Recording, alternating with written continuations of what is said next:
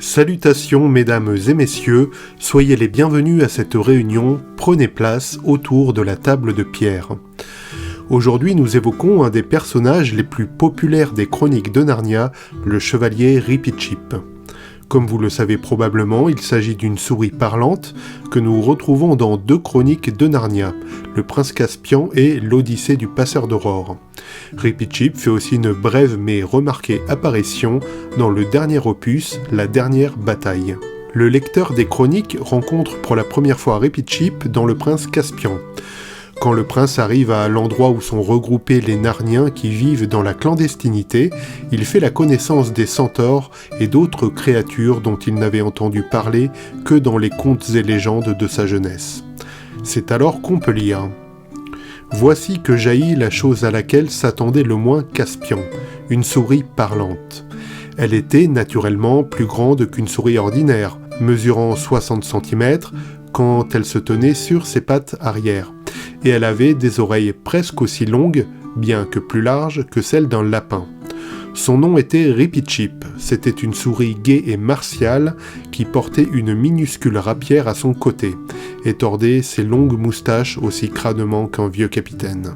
A noter que dans l'adaptation au cinéma, Caspian rencontre Reepicheep alors qu'il fuit un groupe de Telmarins à sa poursuite, et non dans la clairière où sont regroupés les autres animaux parlants. Cette différence n'est qu'un détail. Il y a en revanche un oubli regrettable dans le film, c'est qu'il n'est pas fait mention du caractère particulier des souris qui parlent. En effet, tous les animaux ne sont pas parlants dans le monde de Narnia, c'est Aslan qui a décidé à la fondation du monde qui allait parler et qui allait rester muet. En fait, bien qu'il n'était pas né à cette époque, on peut considérer que l'histoire de Reepicheep commence dès le lion, la sorcière blanche et l'armoire magique. En effet, souvenez-vous, des petites souris essaient désespérément de rompre les liens d'Aslan alors qu'il a été poignardé par la sorcière sur la table de pierre. Les souris sont alors encore des animaux muets. Cette scène figure bien dans le film. En revanche, ce qui est absent, c'est la mention du fait que c'est la raison qui a poussé Aslan à donner la parole aux souris.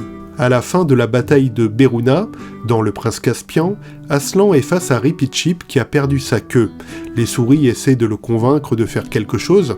Aslan dit alors « Ah, rugit Aslan, vous m'avez convaincu.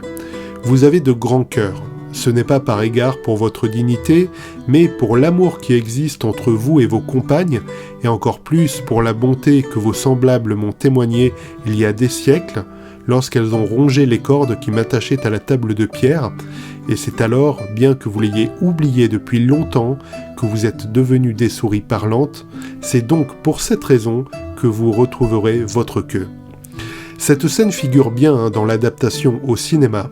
Hélas, Aslan ne fait pas allusion au passé sur la table de pierre qui a donné la parole aux souris, et c'est bien dommage, encore une perte des films par rapport au livre. Il y a une autre différence tout à la fin de la chronique du prince Caspian. C'est la scène finale où certains Telmarins et les enfants Pevensie regagnent leur monde et leur époque respective par une porte créée par Aslan. Certains Telmarins ont peur de cette porte et pensent que c'est une ruse d'Aslan pour les éliminer. Dans le livre, Reepicheep propose de franchir lui-même la porte pour dissiper les craintes de la foule. On peut lire le dialogue suivant.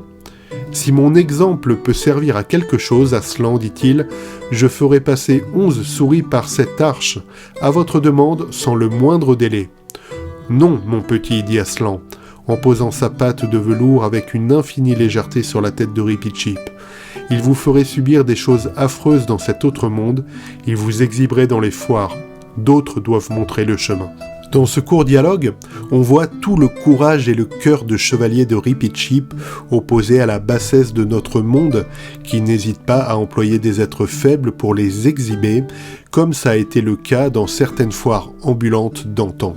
Les films mettent l'accent sur les scènes de combat pour évoquer le rang de chevalier de Reepicheep, alors que les livres évoquent surtout le comportement de la souris, son cœur pur et ses intentions qui sont toujours courageuses et altruistes.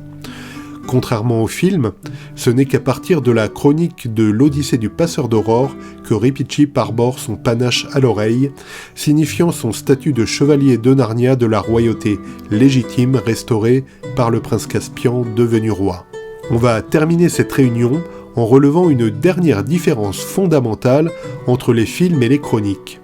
Dans le livre L'Odyssée du passeur d'aurore, le sage Ramandou, une étoile incarnée dans le monde, explique comment rompre le charme qui maintient les seigneurs narniens endormis.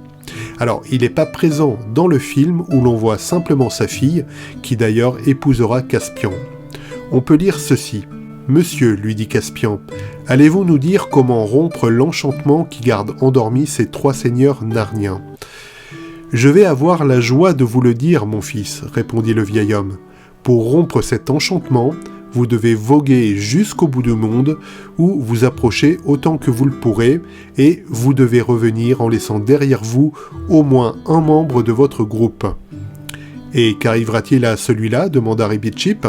« Il doit continuer vers l'extrême est et ne jamais revenir dans le monde. »« Tel est mon plus cher désir, dit la souris. » Une nouvelle fois, le cœur chevaleresque de Rip-Chip est manifesté dans la chronique par les paroles et les décisions de la souris. Le film de 2010 ne conditionne pas la réussite de la quête au fait de laisser une personne ne jamais revenir dans le monde de Narnia. On a simplement l'impression qu'il s'agit d'une lubie de Rip-Chip de voir absolument le pays d'Aslan. La réalité de la chronique est bien plus profonde et complexe et nous place face à des choix parfois difficiles de voir certaines personnes partir. Le livre montre aussi, encore plus clairement que le film, que le courage n'est pas lié au combat et au talent à l'épée, mais bien plus dans l'amour porté aux autres et au fait de tout donner pour ceux qu'on aime.